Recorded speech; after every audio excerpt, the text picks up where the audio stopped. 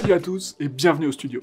Quand on réalise des vidéos avec son smartphone, il y a une étape qu'on oublie à chaque fois, c'est la partie montage, alors que c'est ultra important. La méthode classique, c'est d'importer vos fichiers de vidéo sur votre ordi et ensuite d'utiliser iMovie ou une solution dans le genre. Nous, chez Authentic, ce qu'on a essayé de faire, c'est de trouver un processus qui vous permet du tournage jusqu'à la diffusion, donc en comportant le montage, de ne jamais sortir de votre smartphone. Ça vous permet effectivement de ne pas avoir à transférer des fichiers dans tous les sens et de pouvoir, même si vous êtes sur un événement, sur votre lieu de tournage, pouvoir créer directement votre vidéo sans avoir à repasser par un ordi.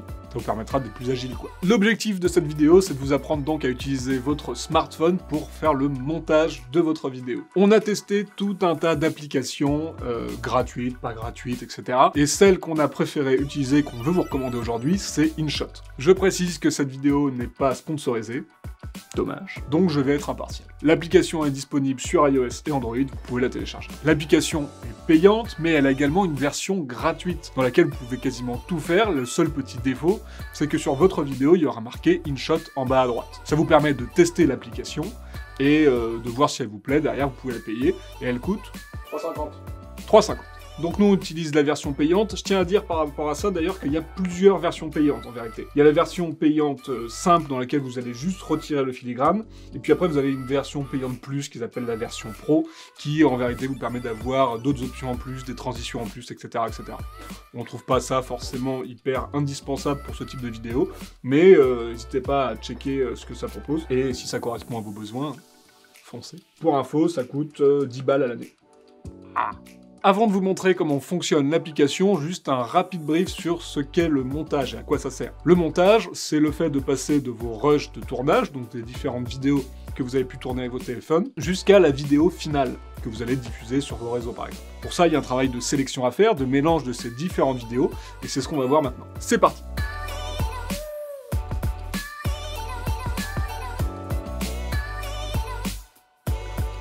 Ok, donc on va commencer par créer notre projet. Pour ça, on va aller donc créer nouveau et sélectionner vidéo. Donc là, je vais créer une nouvelle vidéo avec le petit bouton vert. Et donc là, directement, l'application me propose de choisir mes rushs.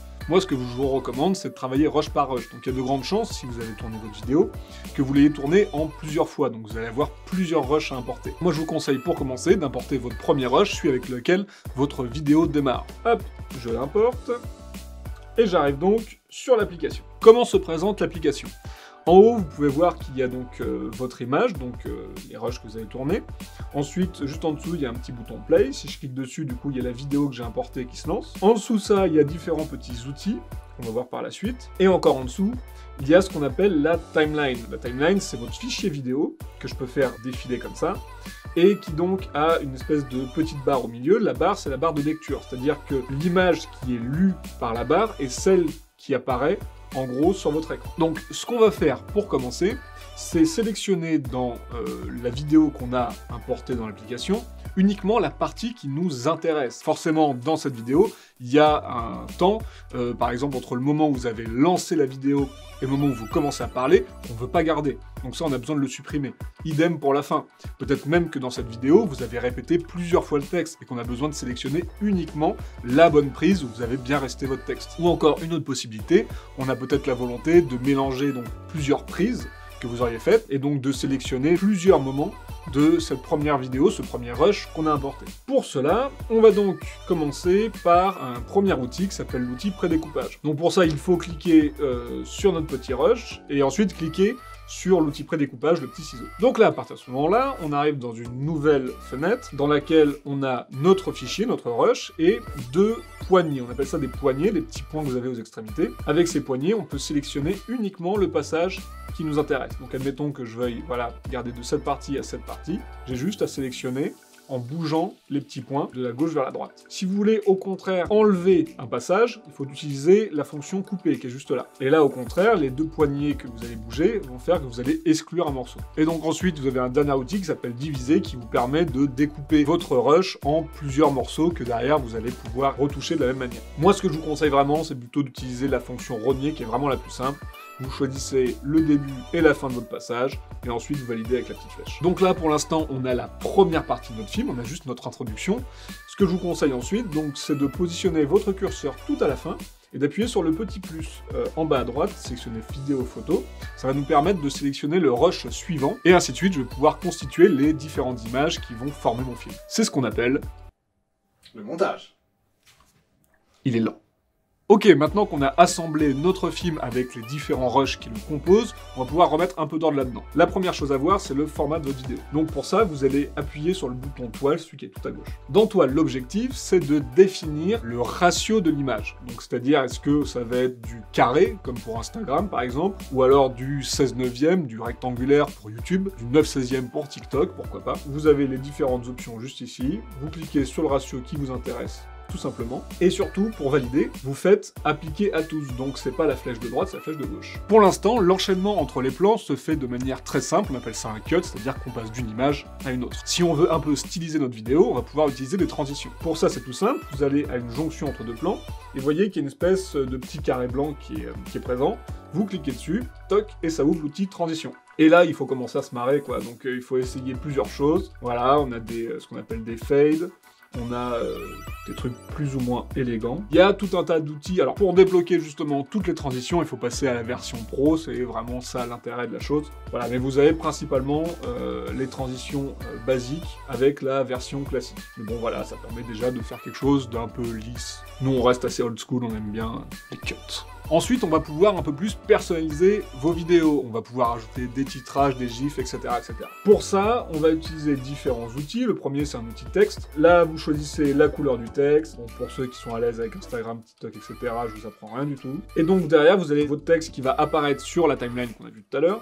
Et vous allez pouvoir le positionner avec les flèches, comme vous avez envie. Vous pouvez toucher votre texte derrière pour le faire grandir, l'orienter, etc. C'est vraiment comme sur Instagram avec les stories. Vous validez, on est content. Derrière, on peut ajouter aussi des stickers, par exemple. Il y a bien sûr des filtres aussi, si vous avez envie. Voilà, avec des effets plus ou moins élégants, une fois de plus. Voilà, faut tester, quoi. Hein. Faut se faire la main. Faut se faire la main, quoi. Et vous pouvez évidemment rajouter des images personnelles, comme le logo de votre entreprise, par exemple. Déjà un peu plus professionnel. Et dernière fonctionnalité, il y en a d'autres évidemment, mais on va pas toutes se les passer en boucle, la musique. Ça peut être assez sympa de rajouter une petite musique en fond pour dynamiser un peu votre vidéo, surtout si elle n'est pas basée sur du texte. Si par exemple vous montrez un événement, ce genre de choses, RIP les événements. Ça peut être sympa de mettre une petite musique de fond. Donc là, tout simplement, vous cliquez sur le bouton musique, et ensuite, vous faites plus de pistes. Là, il vous propose tout un tas de musiques, vous en choisissez une, toc toc, j'en prends une au hasard comme ça, vous la téléchargez, hop, et vous l'utilisez. Elle va directement se mettre en place. Derrière, vous pouvez modifier son volume, la partie que vous voulez garder, vous pouvez la faire bouger dans la timeline, tout un tas de choses qui sont possibles. Il y a aussi des effets sonores, plus ou moins élégants. Évidemment, je vous encourage à un peu plus de sobriété. On n'est pas forcé d'avoir quelque chose d'aussi exotique, je ne sais pas quel est le mot. Ça, c'est le stagiaire qui rigole derrière. T'es en train de pourrir la prise, là. Voilà, il y a tout un tas d'outils qui sont possibles. On s'en tape, on va pas non plus faire un tuto.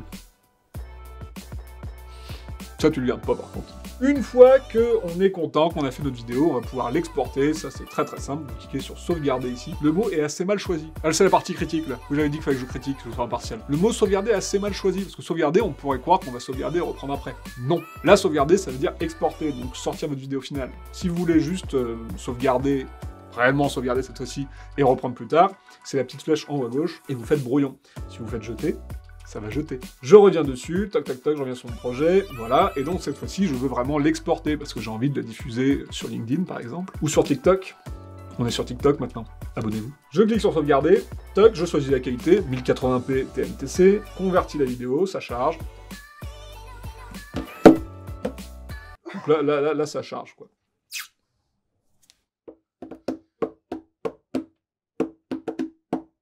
Sinon, on cut, hein. T'es mort, tu laisses tout. Non, en vrai, le temps de chargement est plutôt rapide. Pour ceux qui ont déjà fait des exports sur iMovie, ce genre de choses, etc., ils savent très bien que ça peut être un peu plus long que ça. Et donc là, à partir de ce moment-là, il vous propose plusieurs choses. Soit vous allez sauvegarder directement la vidéo sur votre téléphone, dans le but d'en faire ce que vous voulez derrière, ou alors vous pouvez directement l'envoyer sur le réseau social de votre choix. TikTok, on est sur TikTok. Là, je la mets dans mon téléphone, et puis après, je peux la retrouver directement dans ma galerie. Voilà. C'est aussi simple que ça. Alors, t'achètes ? C'est quoi la fin? Alors pour conclure, qu'est-ce qu'on pense de cette application? On en est plutôt content. Moi je trouve ça effectivement très axé TikTok, Instagram, etc. C'est vrai que nous, dans notre métier, c'est pas trop notre truc. C'est-à-dire que nos clients, quand ils commandent un film, ils nous demandent pas de mettre des gifs dessus. Voilà. On n'a pas encore eu ça, en tout cas. Comment? Ah oui, le gros point faible, merci stagiaire, c'est les sous-titres. Il n'y a pas de sous-titres là-dessus.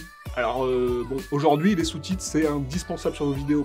Sachez que 80% des gens qui regardent des vidéos sur les réseaux sociaux n'activent pas le son. 80%. Donc, c'est-à-dire que si vous ne mettez pas de sous-titres, il y a 80% des gens qui vont regarder votre vidéo, qui en fait, ils vont pas regarder votre vidéo.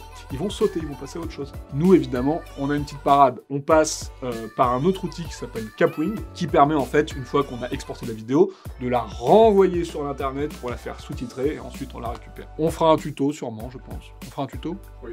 On fera un tuto. Mais voilà, ça c'est un petit peu, j'ai envie de dire la limite de l'outil.